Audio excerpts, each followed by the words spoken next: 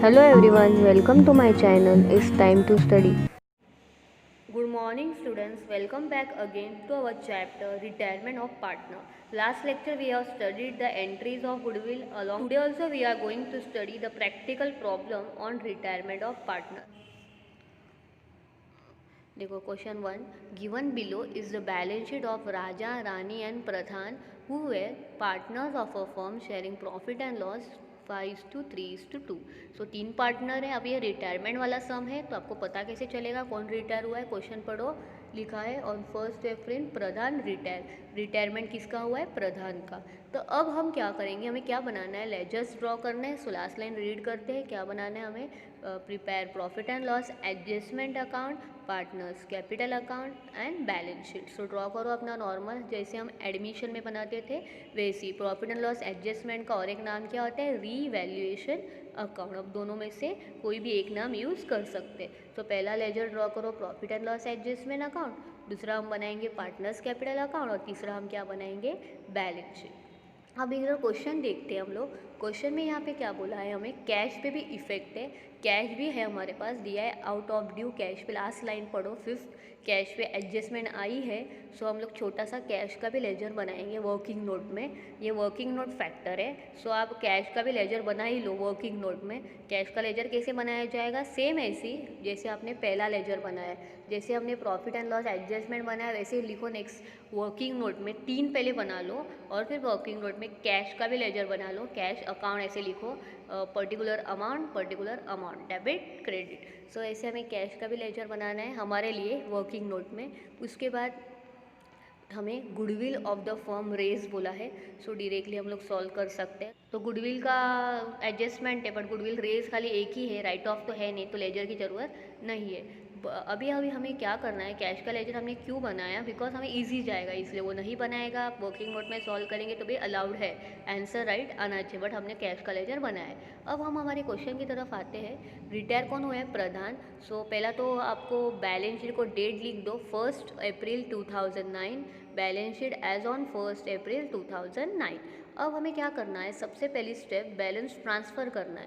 तो बैलेंस देख लो, कैपिटल में राजा रानी और प्रधान सभी लाइबिलिटी में है, तो हम पार्टनर में इफेक्ट देंगे कैपिटल का बाय बैलेंस ब्रॉड डाउन। जैसे हम करते थे डिसोल्यूशन में वैसे ही सेम, राजा 42,000, रानी 37,000 और प्रधान 33,200। उसके बाद हम डिसोल्यूशन में कैश का बैलेंस ट्रांसफ़र करते थे। मैंने आपको बोला है कैश का लेजर बनाओ।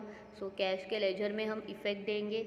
सो कैश का आपका लेजर रेडी होगा, कैश का, कैश बैंक जिसको बोलते हैं। अब देखो इसमें कैश 7,600 है। सो हमारा जो कैश का लेजर मैंने बोला था आपको बनाने के लिए, पर्टिकुलर अमाउंट डेबिट क्रेडिट, उसके डेबिट में लिखो, डेबिट साइड में कैश में टू बैलेंस ब्रॉड डाउन। हमारी वर्किंग नोट में हमने बनाया, टेक्स्ट बुक में आपको नहीं मिलेगा, 7,600। सो कैश का भी बैलेंस ट्रांसफ़र कर दिया और पार्टनर का भी बैलेंस ट्रांसफ़र कर दिया। इसके बाद हम क्या करते थे, लाइबिलिटी साइड में जो जनरल रिजर्व्स एंड ऑल होता है that we have to transfer to partners capital. अब चेक करते हैं क्वेश्चन में, रिजर्व फंड या जनरल रिजर्व कुछ है क्या, yes it is there. Reserve fund दिया है, third point 15,000। So it is our duty that हमें इसमें डिस्ट्रीब्यूशन करना है रेशियो में। What is the ratio, 5:3:2। अब हम जनरल रिजर्व की एंट्री रिवाइज करते हैं। एंट्री क्या होती है, general reserve account debit to partners capital account. So आ जाओ पार्टनर में क्रेडिट में बाय जनरल रिजर्व अकाउंट, या फिर रिजर्व फंड भी लिख सकते हैं, बट क्वेश्चन में नाम क्या है, रिजर्व फंड, तो हमें रिजर्व फंड लिखना है। सो पार्टनर के क्रेडिट में लिखो by reserve fund account, partners credit side by reserve fund account. अब हमें डिस्ट्रीब्यूशन करना है रेशियो में, वर्किंग नोट में आप सॉल्व करो।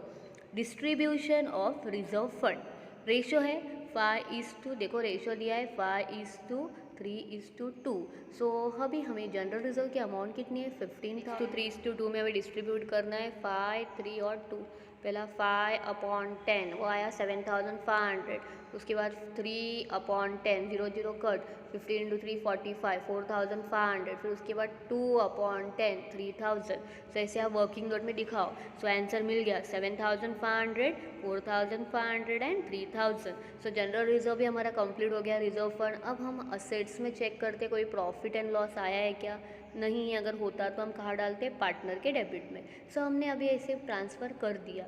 अब हम हमारे एडजस्टमेंट्स की तरफ जाते हैं। देखो first line, on 1 April Pradhan retire. So हमें बैलेंस शीट की डेट मिल गई 1 अप्रैल। अब हमारी एडजस्टमेंट नंबर 1 पढ़ते हैं, goodwill of the firm raise in the books. अभी है ये जो मैंने आपको गुडविल की एंट्रीज सिखाई, उसमें से फर्स्ट वाली एंट्री गुडविल रेज खाली बोला है, रेज बोला है मतलब राइट ऑफ नहीं। रेज की एंट्री क्या होती है, all goodwill account debit to all partners capital account. So goodwill का तो लेजर हमने बनाया नहीं है, पर ऑल पार्टनर का हमने बनाया है, पार्टनर्स के क्रेडिट में जाएगा बाय गुडविल। सो आ जाओ हमारे पार्टनर्स में और उसके क्रेडिट में लिखो बाय गुडविल। कौन से रेशियो में डिस्ट्रीब्यूट करना है, ओल्ड रेशियो में। ओल्ड रेशियो मतलब जो हमारा रेशियो है वही 5:3:2। कितना है गुडविल, 20,000। अब डिस्ट्रीब्यूट करो 20,000 into first partner, working note में दिखाओ calculation of goodwill, 20,000 into 5 divide by 10। 0 से 0 कट, 5 इंटू 2 कितना होता है 10,000। तो पहला 10 आया। अब दूसरा रेशियो क्या है अपना, 20,000 इंटू 3/10, तो कितना आएगा वो 6,000। दूसरा रेशो हो गया। अब तीसरा रेशो क्या है 2। सो 20,000 इंटू 2/10, 4,000। सो एंट्री समझे हमारी रेस की, फर्म का गुडविल रेज हुआ है, गुडविल टू ऑल पार्टनर। अब हमारा राइट ऑफ होने वाला नहीं है, तो हमने ब्रैकेट में लिखा था, आपको याद होगा तो, here goodwill will appear in balance sheet. तो बैलेंस शीट में सबसे पहले लिखो, आपकी जो बैलेंस शीट है उसमें हमें सबसे पहले गुडविल लिखना है। सो बैलेंस शीट में गुडविल लिखो सबसे पहले टॉप लाइन में, फर्स्ट जहाँ कैश लिखा है ना। सो बैलेंस शीट में सबसे पहले आपको गुडविल लिखना है, यहाँ पे लास्ट लिखा है बट आप फर्स्ट लिखो goodwill 20,000। So this way our goodwill part completed. तो समझा, यहाँ पे हमने क्या पढ़ा, गुडविल रेज की एंट्री। अब इसके बाद हम हमारी सेकेंड एडजस्टमेंट की तरफ आते हैं। एडजस्टमेंट नंबर 2 क्या लिखा है, stock to be reduce by 10%, furniture by 5% and machinery by 11%। तो स्टॉक 10% से कम करो। तो आ जाओ हमारी बैलेंस शीट में, पहले क्वेश्चन देखो स्टॉक कितना है 17,500। सो हमारी बैलेंस शीट में लिखने का स्टॉक अंदर के कॉलम में, फर्स्ट कॉलम में 17,500, उस पर लिखने का लेस डेप्रीसिएशन कितने से कम हुआ 10%। सो वर्किंग नोट में सॉल्व करो 17,500 का 10%, तो हमें कितना आएगा 17,500। मैंने बोला था 1 0 कट करने का, जिनको ओरली नहीं आता है देखो वर्किंग नोट में ऐसे कट किया, तो आंसर आया 1750। माइनस करो 17,500 में से 1750, तो आपको आंसर कितना आया 15,750। अगर हमें डेप्रीसिएशन हुआ है, असेट की वैल्यू कम हुई, तो हमें डेबिट में इफेक्ट देने का प्रॉफिट एंड लॉस एडजस्टमेंट में, या फिर असेट की वैल्यू बढ़ी तो क्रेडिट में देने का। भी कम हुई है तो डेबिट में इफेक्ट देने का टू स्टॉक। कितने से कम हुआ 1750, तो 1750 का इफेक्ट जाएगा डेबिट साइड। तो ये था हमारा स्टॉक। अब वैसे हमें क्या बोला है, और स्टॉक के साथ मशीनरी भी है और फर्नीचर भी है। फर्नीचर को 5% से कम करना है। अब फर्नीचर है, फर्नीचर को हमें 5% से कम करना है। अब बैलेंस शीट के असेट्स में लिखो फर्नीचर क्वेश्चन में से 5,000 लेस डेप्रीसिएशन। अब 5,000 का कितना परसेंट सॉल्व करना है, 5% सॉल्व करो, सो आंसर मिलेगा 250।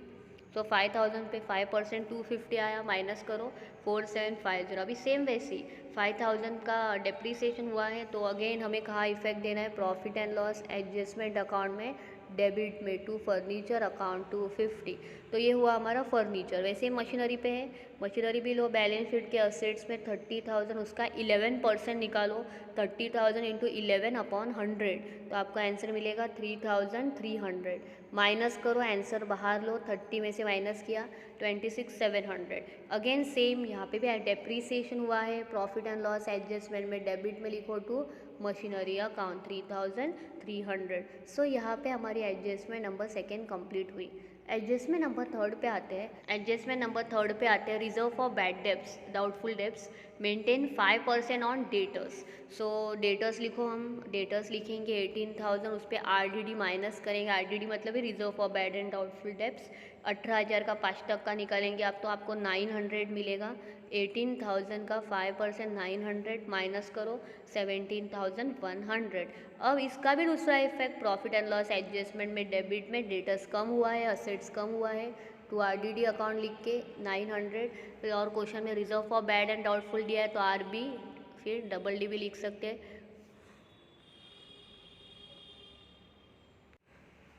तो आरडीडी का भी दूसरा इफेक्ट हमें प्रॉफिट एंड लॉस एडजस्टमेंट के डेबिट में लेना है, तो आरडीडी अकाउंट 900, सो ये हुआ हमारा थर्ड एडजस्टमेंट। अब हमारी नेक्स्ट एडजस्टमेंट पे आते हैं fourth, 200 return of from creditors. तो लाइबिलिटी में हम लिखेंगे क्रेडिटर्स, क्रेडिटर्स लिखो लाइबिलिटी साइड में 11,200 लिखेंगे क्रेडिटर्स। उसमें से क्या बोला है, राइट ऑफ करने बोला है 200, 11,200 में से 200 माइनस करो तो आंसर कितना आया 11,000। सो 200 कम हुई, लाइबिलिटी अगर कम हुआ तो अपने लिए प्रॉफिट होता है। So profit and loss adjustment में क्रेडिट में इफेक्ट देने का बाय क्रेडिटर्स अकाउंट, और कितनी अमाउंट है वो 200। सो लाइबिलिटी का अपोजिट रूल होता है। फिर एडजस्टमेंट नंबर 5 पे आते हैं, out of the amount due to Pradhan 5,000 paid in cash. Pradhan को हमने पैसा पे किया तो एंट्री क्या होगी, Pradhan account debit to cash. So Pradhan के डेबिट में लिखेंगे टू कैश अकाउंट 5,000, और जहाँ अपने वर्किंग नोट में कैश का लेजर है आपके पास, सो कैश के लेजर में हमने डेबिट में 7,600 लिखा है। अब उसके क्रेडिट में लिखो बाय प्रधान कैपिटल अकाउंट, और कितना लिखेंगे 5,000 बाय प्रधान कैपिटल अकाउंट 5,000। सो ऐसे हमने कैश का सॉल्व किया बाय प्रधान कैपिटल अकाउंट 5,000। अब उसके बाद हमारा कैश क्लोज कर दो, कैश का देखो टोटल 7,600 है डेबिट की, और क्रेडिट में 5,000 है। तो कैश का बैलेंस कितना का 7,600 में से 5,000 माइनस करेंगे तो 2,600। 2,600 को नाम क्या देंगे, बाय बैलेंस कैरी डाउन। अब ये 2,600 हम कहाँ डालेंगे, असेट्स में। तो हमारे असेट्स में जाओ और कैश लिखो 2,600। सो कैश का लेजर बंद हुआ, डेबिट की टोटल 7,600, क्रेडिट की टोटल 5,000, सो माइनस करके 2,600 कैश। सो कैश क्लोज हो चुका है, लास्ट लाइन कंप्लीट हो चुकी है। और क्या बोला है, remaining amount transfer to loan. तो अब प्रधान में जो भी बैलेंस आएगा वो कहाँ भेजना है, हमें लोन में। सबसे पहला हमें पहला अकाउंट बंद करना है, एडजस्टमेंट अकाउंट। प्रॉफिट लॉस निकालो, देखो डेबिट की टोटल आती है 6,200, क्रेडिट की टोटल ओनली 200, तो 6,000 का लॉस हुआ। तो पार्टनर्स कैपिटल अकाउंट में लॉस को डिस्ट्रीब्यूट होगा राजा, रानी और प्रधान। अब हमारा रेशियो तो वही है 5:3:2। अगर आप डिस्ट्रीब्यूट करेंगे तो आपको ये आंसर आएगा 3,000, 1,800, 1,200। अब इसको हमें अपोजिट साइड में लेके जाना है, पार्टनर के डेबिट में to profit and loss adjustment account, और ब्रैकेट में लॉस। पार्टनर में आ जाओ, पार्टनर के डेबिट में उसको ट्रांसफ़र करेंगे to profit and loss adjustment account, bracket में लॉस, और ये अमाउंट लिख दो। अब हमें प्रधान का अकाउंट पहला बंद करना है और उसको लोन में भेजना है। सो प्रधान रिटायर हुआ है तो प्रधान का अकाउंट क्लोज करो। क्रेडिट की टोटल 4,200 है, डेबिट में हमारे पास क्या क्या है 5,000 और 1,200, 6,200। सो 40,200 में से 6,200 अगर हम माइनस करेंगे तो आंसर क्या मिलेगा, तो प्रधान लोन अकाउंट कितना मिला बैलेंस 34,000। बोला है क्वेश्चन में लोन में भेजो, इसलिए हमने लोन में भेजा। पर बाकी जो पार्टनर का है वो कहा जाएगा डायरेक्ट कैपिटल। सो राजा का अगर आप क्लोज करोगे क्रेडिट आएगा 59,500, और डेबिट 3,000 माइनस 56,500 आया बैलेंस। रानी का क्लोज करेंगे 47,500 है, और डेबिट 1,800 माइनस करेंगे तो 45,700। सो अभी ये जो तीनों भी लाइबिलिटी में ही जाएगा, बट लोन हमें अलग से दिखाना है और कैपिटल अलग से दिखाना है। तो आज हमारी बैलेंस शीट में पहले लिखो partners capital Raja Rani, first column में लिखो और टोटल बाहर लिखो, या फिर आप डायरेक्टली इसे भी लिख सकते हैं, या फिर अंदर लिख के टोटल बाहर भी ले सकते हैं। दूसरा प्रधान लोन अकाउंट अलग से दिखाना है हमें 34,000। सो ऐसे हमारा लाइबिलिटी का पार्ट कंप्लीट हुआ। अब हमारे क्वेश्चन में कोई पॉइंट्स बाकी है तो लिखो, क्वेश्चन चेक करो हमारे पास क्या क्या बाकी है। लाइबिलिटी में क्रेडिटर्स हो चुका है, बैंक ओवरड्राफ्ट बाकी, असेट्स में हमारे लिए कैश हो गया, debtors, stock, machinery, furniture, land बाकी है। तो असेट्स में हमें लैंड लिखना है 70,000, और लाइबिलिटी में हमें बैंक ओवरड्राफ्ट लिखना है 9,700, और फिर फाइनली हमें अकाउंट टैली करना है। दोनों तरफ सेम अमाउंट से हमारा अकाउंट टैली हो जाएगा 1,56,900, double underline it and close. So this way we have to solve the problem of retirement of partner. So I hope आपको ये लेक्चर समझा होगा। Complete this question number 1 in your notebook, revise the entries of goodwill regularly, and wait for my next lecture. Thank you.